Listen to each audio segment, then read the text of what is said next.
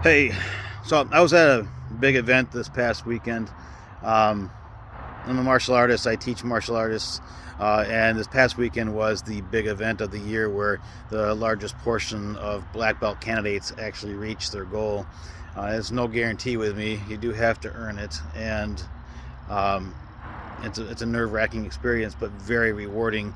Not only for the people who earn their belts, but for me and everybody who works with me to help create these future black belts. However, at the end of that event, they have a little get together where all the students get together with all the masters and they walk around asking the masters prepared questions. I don't know if the other masters knew what was going to be asked. I didn't, but that might have just simply been because I wasn't paying attention. I honestly don't know. Maybe I was supposed to know the questions that were going to be asked. Didn't bother me at all. I didn't. I like to talk. You can ask questions. If I don't know the answer, I'm going to say I don't know. However, the questions were about me, at least the ones they asked for me. Um, my favorite one of the night is, what was your favorite or most important, most impactful lesson that you've learned since starting in martial arts? And I think it's interesting because I've learned a lot of lessons. I've made a lot of mistakes, and I have fallen down flat on my face, and I've gotten back up, and I still don't consider myself standing up completely entirely on my own yet. I still rely on the people around me, and I still do care what everybody has to say so that I can try to make it a difference in who I am and who I am still becoming. However, did I have an answer for the question? Yes.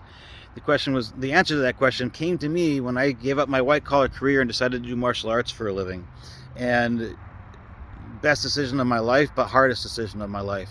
It's definitely where I was supposed to be and what I was supposed to be doing, but I didn't know that, and it was hard, and I was constantly struggling to do it. And at one point I was celebrating my victories and getting really excited, and then getting really upset when I failed. And the person who was my mentor looked at me one day when I was frustrated with the lack of compliments when I was doing well, and he said, "Do you know the true secret of a good life?" And I said, "No, sir." And he said, "Never over or under reacting to life's challenges." And he left it at that. I had to think about that. Think about what I just said. If you don't overreact to a success, you do something really well and you get excited and you go out and you party and you have a great time celebrating with all your friends, how do you feel the very next day? Not so good. Did you maybe make some mistakes and do some stupid things while you were celebrating and kind of taken away from that celebration just a little bit? Maybe. Or maybe you just celebrated really, really good, and then the next day you realize, I got to do it again. And that really high, excellent feeling is now down here because, can I do it again? When in all actuality, instead of overreacting, you should have said, yes, I did it. This is how I did it. I'm going to do it again tomorrow. That's a pretty self-sustaining, positive feeling. How about when you do something wrong? We all do it, and I'm just as bad as everybody else at doing it.